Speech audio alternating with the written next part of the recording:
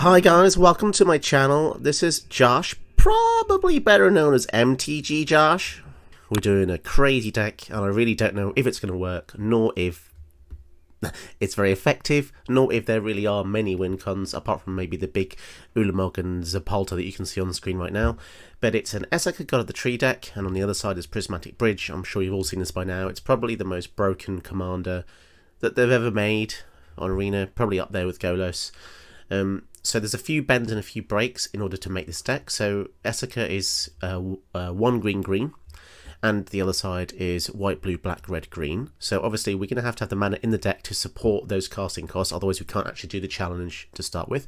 So we've got the usual mana base, which will make most people cry who maybe are just starting Arena. But as you can see here, we've got all the rare lands, all the rare duels you can find, and you're going to support them with the triomes, as well as the World Tree, Command Tower, Fabled Passage, Forsaken, Crossroads. So you need to have this mana base really for this kind of deck. And this, I mean, ironically, this might also be the reason why the deck is in Tier 1, but you will face Tier 1 matchups using this, so be very warned. The deck is basically a mono white shell with all the usual suspects like Swords to Plowshares to get rid of your opponent's things, Mana Tithe to annoy your opponent, and lots of really powerful white spells like Elspeth's Conquers Death to kind of get you through the end game, board wipes like Doomscar and Cleansing Nova to get rid of all the threats you'll be facing on the floor. Not gonna lie, you're probably going to be facing a lot of Esika decks, so we've got stuff like Heliod's Intervention to get rid of their artifacts and enchantments, and even a copy of Sanctify to get rid of stuff as well. And Fragmentize can't get rid of opponents' bridges, but it does get rid of a lot of opponents' rocks, which can be really useful. So yeah, as I said earlier, the deck does use an Ulamog to hopefully finish people off. You might get lucky and the Prismatic Bridge might RNG into it.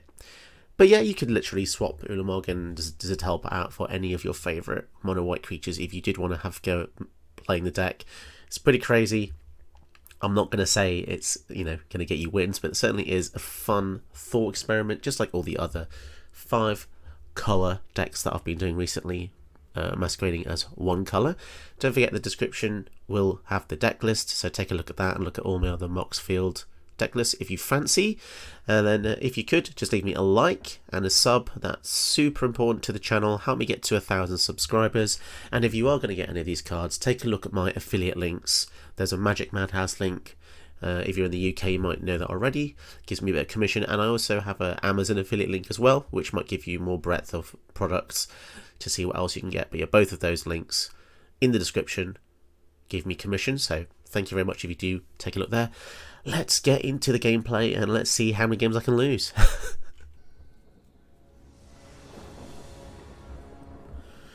Oh, okay, we go first against Ronus, and the starting hand we have a lot of different colour mana, although somewhat interestingly, don't know if you can see this, but they're all shock lands. So I'm just going to take a moment right there for everyone to just absorb that. They're all shock lands in a deck featuring almost 40 different lands. Yeah, that's kind of weird, right? And only 2 of them actually give white. Well, that's fair enough, there's a lot of spread there, but man, that is weird. The shuffler is so weird. So with that in mind, let's get the... I think we'll get the fountain out here. So if you don't know, if you're fairly new to the game, a shock land is a land that comes in and you can pay 2 life for it to be untapped, and that's basically why it's called a shock land, because shock deals 2 damage to you. So if you didn't know the reasoning for that, that is the reasoning. Who knows, maybe in the future they'll create bolt lands or bolt tri-lands that deal 3 damage to you. So Farron, okay. So Farron is very aggressive. It's tempting to get rid of it, but I think for now I'm happy to just wait for borrowed time, ironically, and probably exile the Ronus if they play that next turn. That would deal with it. But because they are mono green, they probably have quite a few answers for the enchantments. This will swing in, we won't block. The other good thing is if they do kill the borrowed time, we can return it to our hand with the Tragic Poet. So let's buy us some time here, getting with the Ronus because that is the bigger of the 2.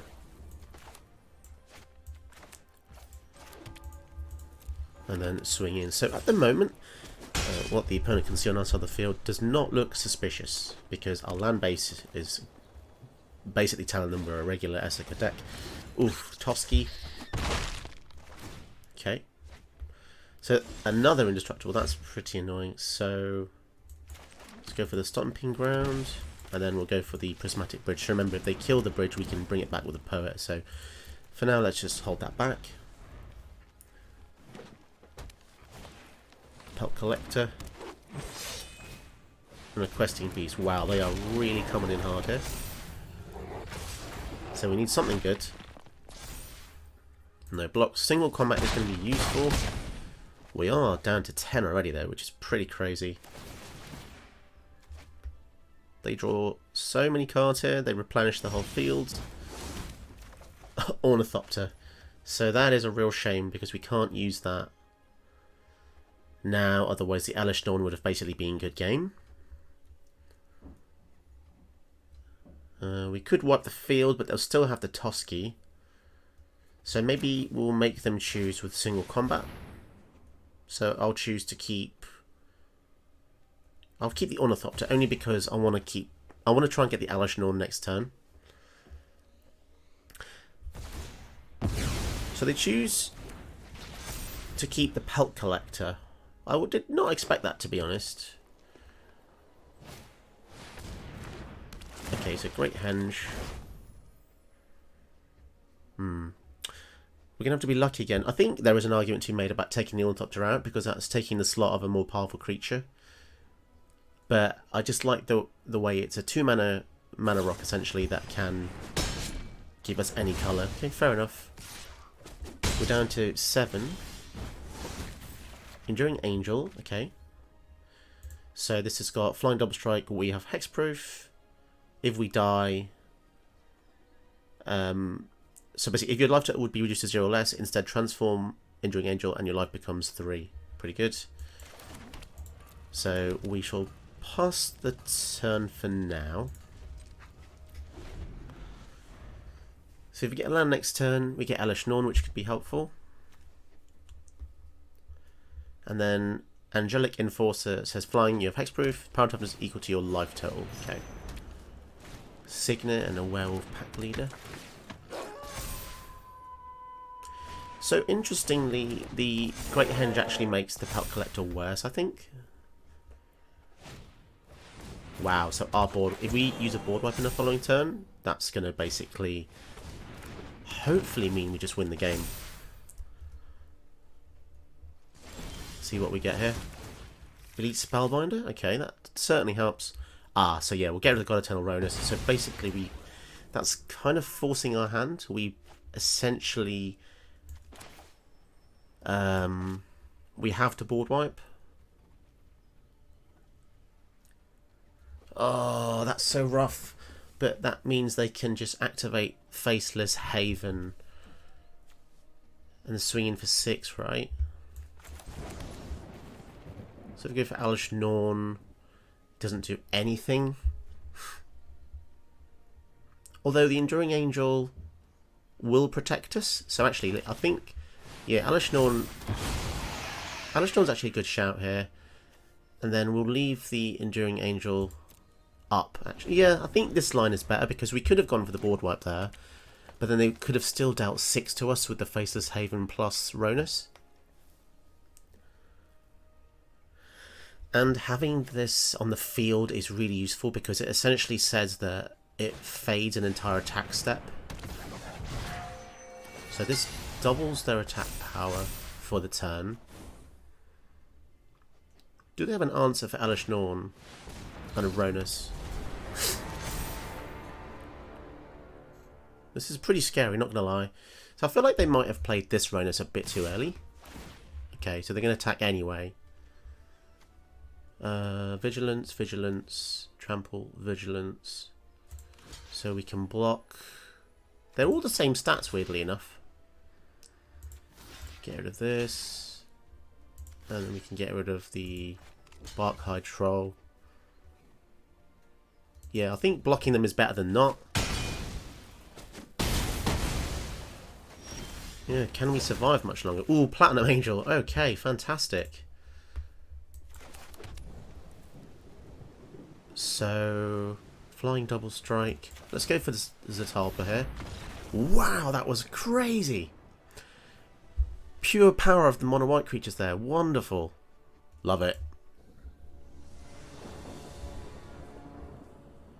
Okay, opponent goes first with Kinnan. Now, against Kinnan, we probably want to keep this hand because it has Day of Judgment.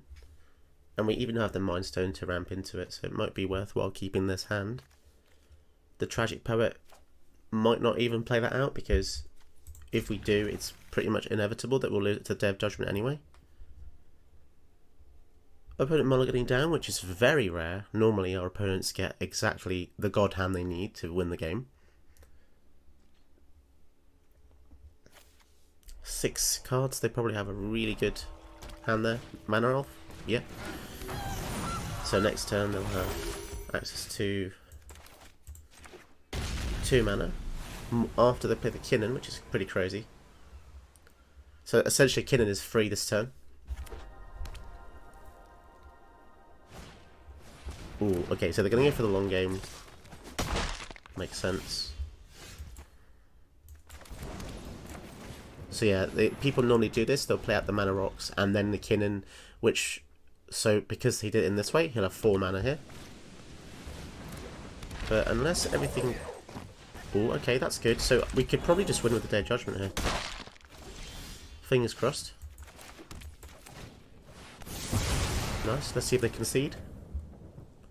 And if they spam the field again, we can kill all the non-giants here with a Realm Cloaked Giant. Here he is, look! And in case you were wondering, yes, he is definitely worth board wiping. And if they go again next turn, we can go for the Ugin. Although I don't think they will be able to. Ornithopter. We can actually kill both of these with the Heliod Intervention, which I think I will actually do. Or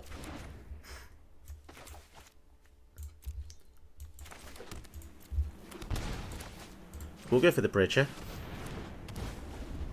If they remove it, so be it. But it would be nice to have a threat out before we just keep killing their stuff. So Kinnan costs 6, so they can't really do it that effectively. Swinging for 1. Archon. Okay, that's pretty sweet actually. So yeah, we'll go for the Ugin here, and we're going to kill the Kinnan because we don't want to give them any activations. My presence alone will guide you towards victory. And because Ugin makes colourless spells cost 2 less, we're also going to cast the Arcane Signet. And then that also allows us to go for the Tragic Poet, which is pretty sweet. Do they have a way out of this? Have we just put the Kinnan player in a pickle? Looks like we did. Pickle achieved. Where that pickle goes, nobody knows.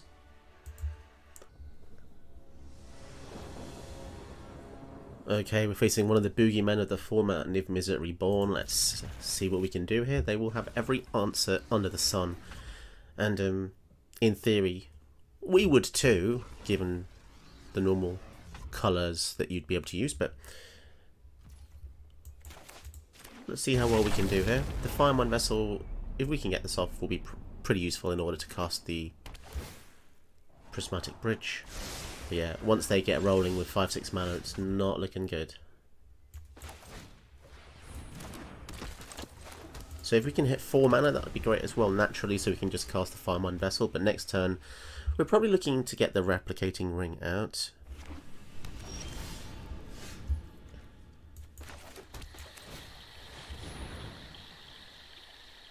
They've got Team of Colours, so it could be something like maybe Negate. They don't have Devon's Veto up.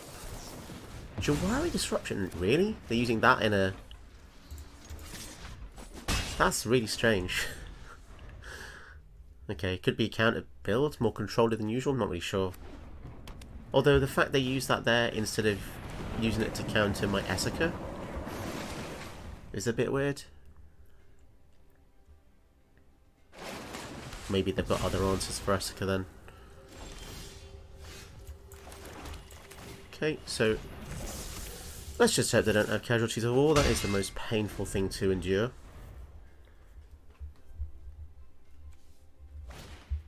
Arcane Signet, so they missed a land drop.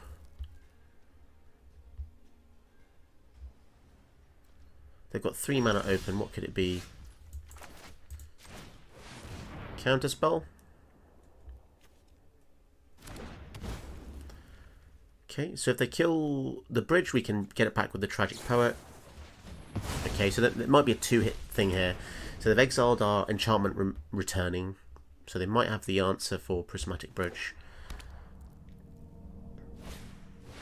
Ashiok, so that's going to return it to our hand, somewhat annoyingly. Regrets of the dead are the sweetest ingredient.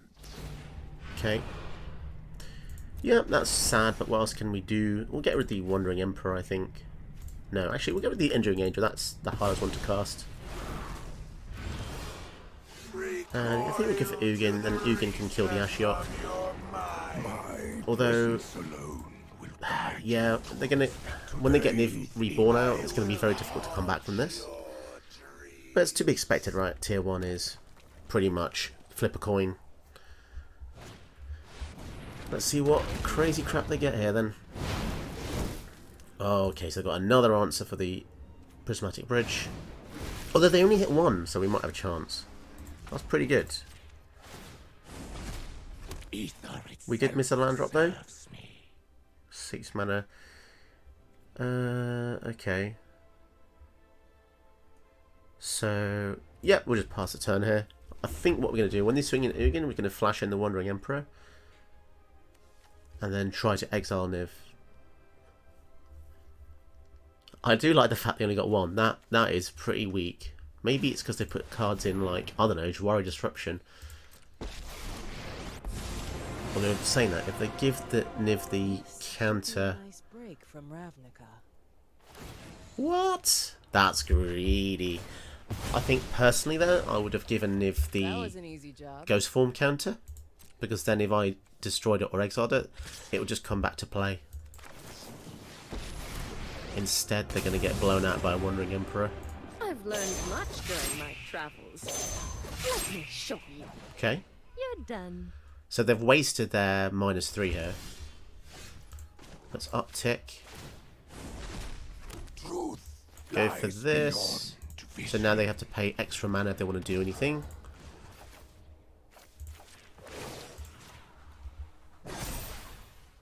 I have got new And moves then- to teach you. So we could just go for the Hallowed Haunting here. We'll do that first, yeah. Set the field up. So the worst case scenario, if they return all things to our hand, which is very likely, Casualties of War, which is very likely as well. All the things that make you want to cry, essentially. I still can't believe they did the -3 on our token.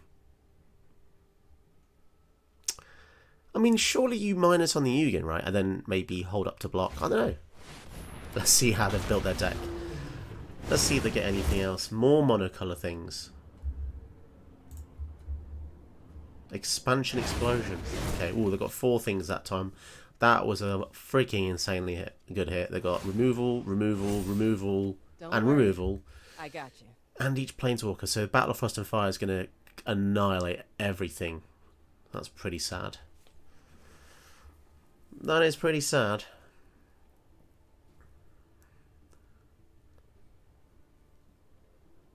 So it might be a good idea here for us to use the March on the Niv Mizzet.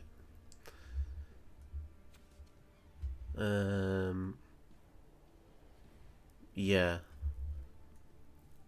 Not really sure on this one. So I really do want to kill the Kai, you see. 6, 7. So let's... Oh, I see. So now they've chosen return it to its owner's hand and create a spirit. Okay. 6, 7. Yeah, I suppose we're going to have to do it eventually, aren't we?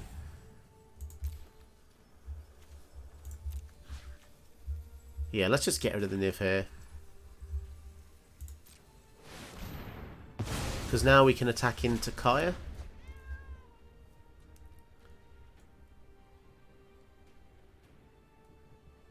Although, you know, we can see they've got the Battle of Frost and Fire. So that's going to deal 4 damage to each non-giant and each planeswalker. So maybe we just put a counter on the Wandering Archaic. And then, so seeing as Ugin, yeah, it's still good to go up, right? Because we kind of want to force their hand, don't we? The fabric of the multiverse. Swing both in at Kaya. Yeah, I'm not too sure about these odds here, but I gotta bet these numbers. yeah, because we're going to lose everything but the Wandering Archaic. 4, 8, 9, so they can kill literally almost, well, pretty much a whole field, which is sad. Yeah, that Battle of Frost and Flame as Fire is a pretty clutch card they drew there, somewhat annoyingly. Is there a theme or is it just good stuff? I think it's literally just good stuff, right?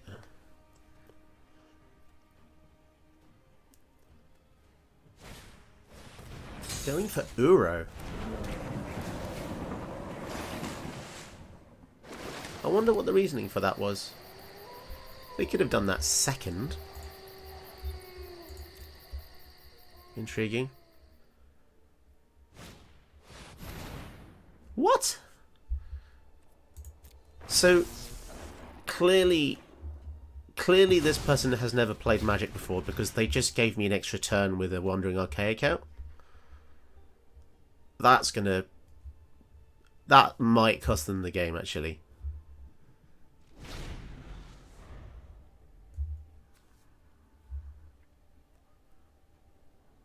Unless they can...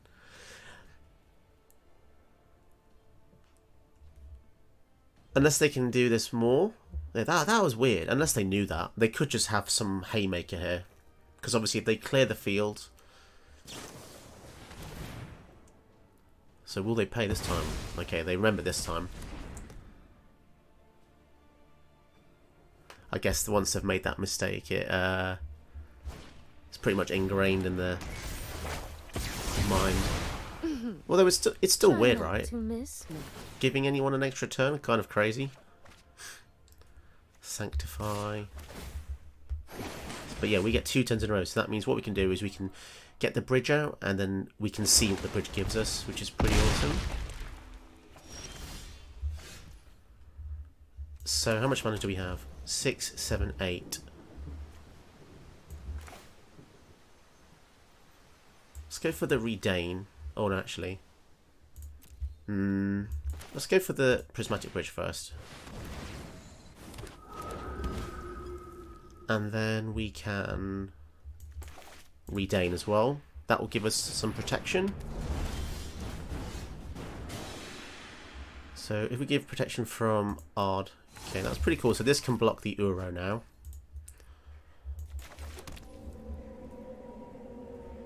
Do we want to kill this? Is this that scary? Potentially. But yeah, the Hallowed Fountain, the Hallowed Haunting's looking really good. So yeah, we might as well just kill this. And then swing in for a bit of damage. But yeah, they've got so many cards, and we know that they can definitely deal with the Prismatic Bridge, so... Or they're saying that all their spells that cost 4 greater will cost 2 more.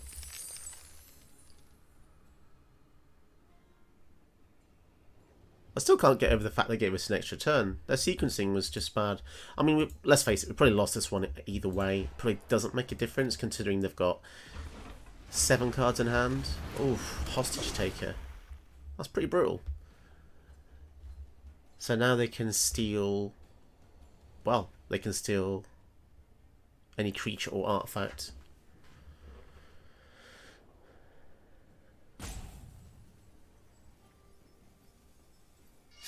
Going for Redain. Okay. So they can cast Redain if they want to. Looking for Night of Autumn first. Killing the bridge. Okay. Yeah, that's a real shame. They got pretty lucky having literally every piece of removal. But that's the thing about 5 color, right? They will just have every piece of I'm going for the Redain as well. So we can just block that with a Lava Brink Venturer.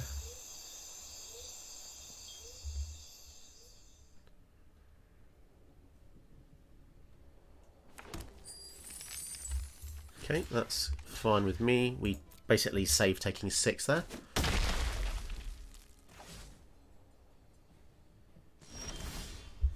World Tree, that's not the worst card to draw, but it feels like a bit lackluster here. And then I think what we'll do, we'll swing in, and then probably just Cleansing Nova, I reckon.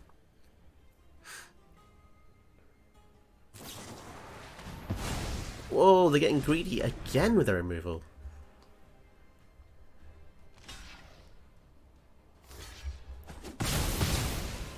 Okay, so do we Cleansing Nova, or do we go for the bridge here? Okay, we'll go for the bridge. Because I don't feel like we're going to get very far just by wiping their creatures. And also, they're probably going to go for Niv next turn, aren't they? Yeah, I can't imagine us winning this. Niv decks would just have everything. And they'll probably get another answer for the bridge here as well. What did they get? Again, just one hit. How have they built this deck? Because I've got a Niv Mizzet Reborn deck in Commander, and I think I've got about 40 to 50 cards that are just dual colours. So it is a bit weird how they've only got one, when on average I think in Commander I must get about at least 3 to 4 hits. So they're thinking about paying for the Smothering Tithe, which is good for me because it means that I know that they don't have as much mana. Galvanic Iteration. Oh. Okay, the next spell... I don't understand. The next... What? They did that to copy an expressive iteration.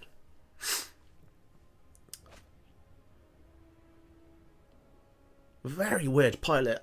I'm sorry, but I'm pretty sure this guy has literally just copied this deck and just dumped like 200 quid on the game, unlocked all the wild cards. Because that's the thing, just because someone's playing a tier 1 deck.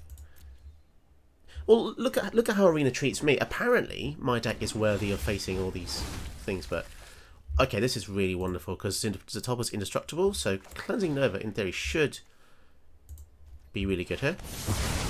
So what? Everything but Zatolpa. Unless, of course, they did that just to get in the graveyard, and they're just going to Mizzix's Mastery to win. Although, what would Mizzix's Mastery really solve? I mean, actually, there's a lot of things there. Yeah, I wouldn't be surprised if they had Mizzix's Mastery. I think at that point they just win and I concede.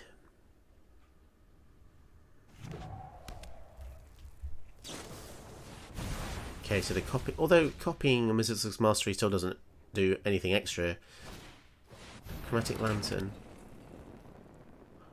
I'm really confused here by the sequencing.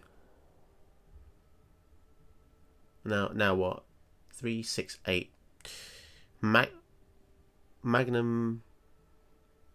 Opus? Magma Opus would be really good. Would draw them 4, deal 8 damage divided, and give them a lot of power on the board.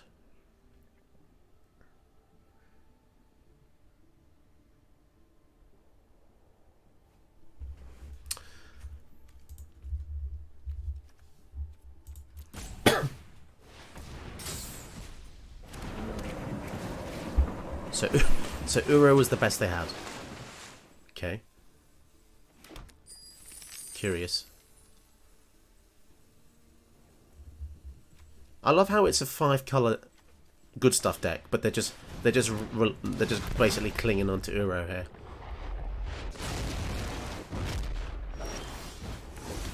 Platinum Angel. Elspeth Resplendent. Okay, so the sad part is Bolus is going to flip in their turn and get anything back. And we've got some good stuff in our yard, so we might as well just go for the Elspeth Resplendent, I suppose. I'm not looking for trouble. Okay, let's do something weird, and we'll put lifelink on the Zatalpa, I know there's a hero inside you. and then swing in. So remember, this has got lifelink, vigilance, double strike, trample, basically everything in the galaxy that is good. It's a pretty big swing. Obviously, when their bonus flips, they're going to be able to do a lot of stuff, including getting our Ugin or maybe the Wandering Emperor back. Or they could get back the Knight of Autumn.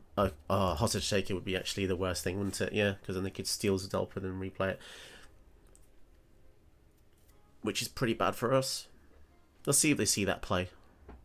I'll stop looking at the graveyard now because I've noticed that, you know, when you hover over stuff, it puts like a white highlight around it. So sometimes you bring awareness to things. Like I'm looking over Platinum Angel now, so the opponent will see a white highlight around here.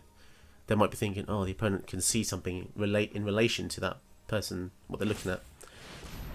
So here's a casualties. Did we put any gods in the deck?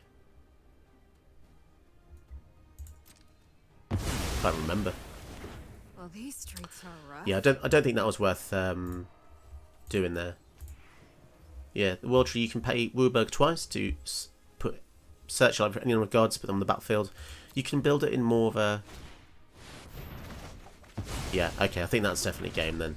But I'll tell you this, not because the opponent is skillful, because they net decked a deck. And they drew loads of cards, so yeah.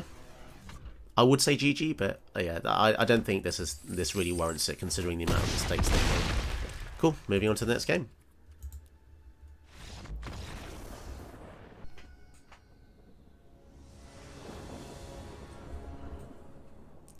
Filthy stinking hobbits.